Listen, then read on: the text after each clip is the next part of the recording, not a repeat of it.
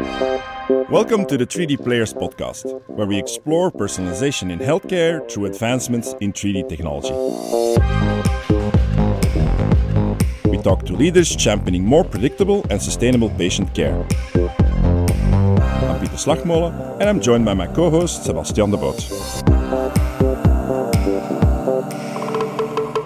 Welcome everyone to a special episode of the 3D Players podcast. Today we're not having a guest. Essentially, it's just myself and my co-host Sebastian. We'll look back at our season 1 and discuss a little bit what do we think of it, what did we learn, what did we find interesting. So I'm really looking forward, Sebastian, to going through that with you together. Me as well. And the way we're going to do this, we have a couple of questions here lying in front of us, and we're going to pull them up and then just ask each other the question. Shall I start by picking the first question? Yes. Okay, an interesting one. Sebastian, what was the most memorable episode for you of season 1? Well, the first thing that I think about is actually our first recording, our first episode with Alyssa Glennon, clinical engineer, and it was about the first face and double hand transplant, and just the extreme use case, highlights the incredible value of personalization in healthcare. So I think it was a very good one to start with. Yeah, very exciting stuff. Yeah. And I think it was also just fascinating just to think about how the innovations for such complex cases eventually also trickle down into more scalable applications, much like how going to the moon led to a lot of the everyday innovations that we're using. To everyday, and since then to the even more extreme with now the face transplant itself that we saw last year. With the eye transplant, exactly. Yeah. So that's the case we're talking about. So we see that along that path, we indeed see simpler things, but we also see even more complex things arising. Yes. So very exciting. Next question. Pieter, pick a next question. Yeah. Okay, this is a good one as well. Pieter, what did you think was the most memorable guest? Difficult one. I genuinely loved them all. Enjoyed every single one of the conversations. I think every one of our guests was looking to find ways to improve patient care in their capacity. They all have a strong belief in innovation and innovation as a way to improve patient care going forward. I also found them extremely engaged. They're dedicating a large part of their life to make this lasting implant, and many of them are doing it successfully. So, I think we share with them a passion for personalization, and that passion is what made all of them memorable guests for me. So I think difficult or mostly impossible to choose for me. I do agree, and I think something about personalization, it's rewarding, the fact that you know that you're treating an individual patient, and then if you are in a position where you can scale this to help a lot of patients, I think probably in the best job you can imagine. Absolutely. Okay, next question. Yes. What did you find the most interesting from season 1 of our podcast? I don't know if I could pick out one. The stories that always stick with me are when it's about specific clinical applications, because it really makes it very tangible how personalization can help, and how it comes from just a concept and kind of a general idea into something where you can really relate to, okay, it's useful. You're bringing it back to solving a specific clinical need. Obviously, that face transplant is like a very extreme version of that, but I'm also thinking about Tom de Paat's episode where he talked about applications of 3D printing in radiotherapy. I often find some of the most inspiring stories. For our loyal listeners, I think that's one thing that we'll definitely see come back in season 2 of our podcast series with more interesting use cases and applications. So Yes, indeed. Okay, I'm going to move us on to the next question. So, again about season 1. Pieter, what did you see as a key theme of the first season? The theme of the podcast in general is mass personalization, and the mass aspect very heavily came back. Scalability, cost effectiveness on how to do these things at scale is what several of our guests talked about. We had Cambry Kelly, Massimo talking about the challenges of scaling these personalized solutions, but at the same time looking at cost effectiveness, sustainability of building a healthy business around these things, which I found a theme that I at least learned a lot about, and also something to continue on in the future.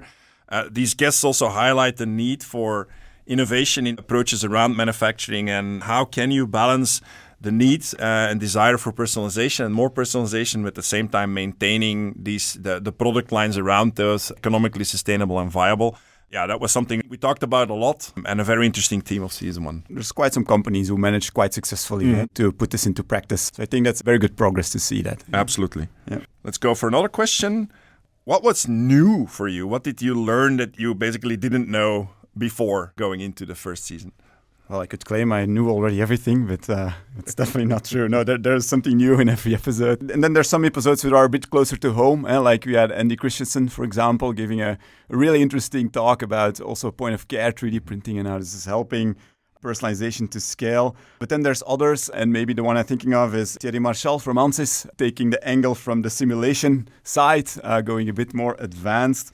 And that's probably a bit less familiar for me, but also for the listeners. And that's also interesting, I think, to see how other technologies, beyond just 3D printing and image processing and so on, but also how simulation and modeling can really help predict outcome. You do planning in a certain way, but also we're kind of learning technologies being created for aerospace and sports and so on, and applying those to the medical devices, and where it's also there every day, allowing companies to bring their innovations quicker to the market.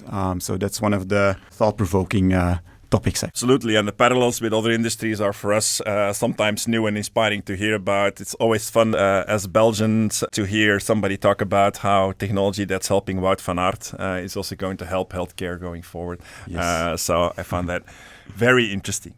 Indeed. Cool. I see we only have 2 questions left. So let's see what we still have here. It's like it's coincidence, but we're moving to the second season. In this question, what is a big challenge that you think we should be addressing in season 2 of 3D Players? We did talk about economic sustainability already a lot in season 1. I think season 2, we do need to dive a bit deeper there, specifically on financials and financing personalized solutions. Whether that's through reimbursement pathways, where we know that a lot of people and listeners are struggling with in identifying that, or other routes of getting the financials right. It's essential to build a sustainable business that you need a plan, and we see quite some variability in the plans at this point in time that different companies are having. So I would think that would be an interesting topic to talk about. What are the options? How are companies solving these options at this point in time?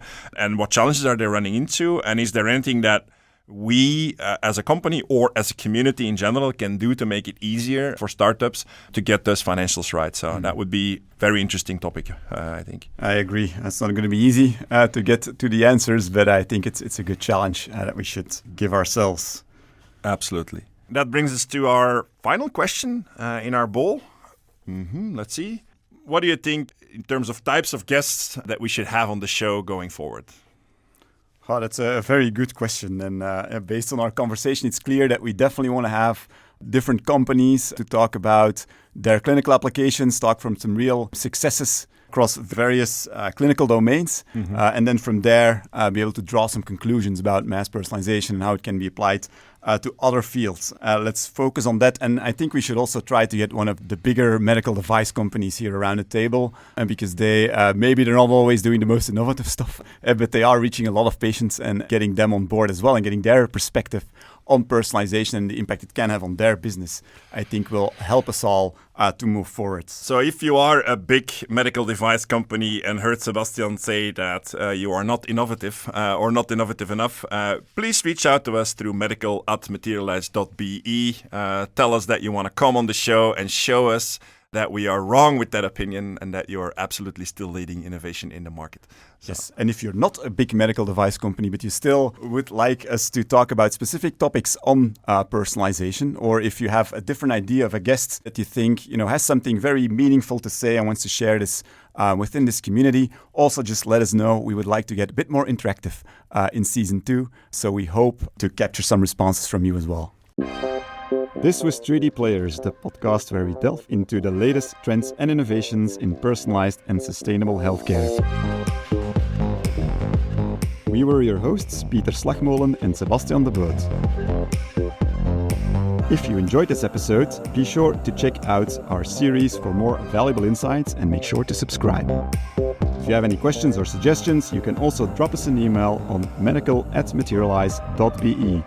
We appreciate your time and look forward to having you with us on the next episode. Thank you for listening.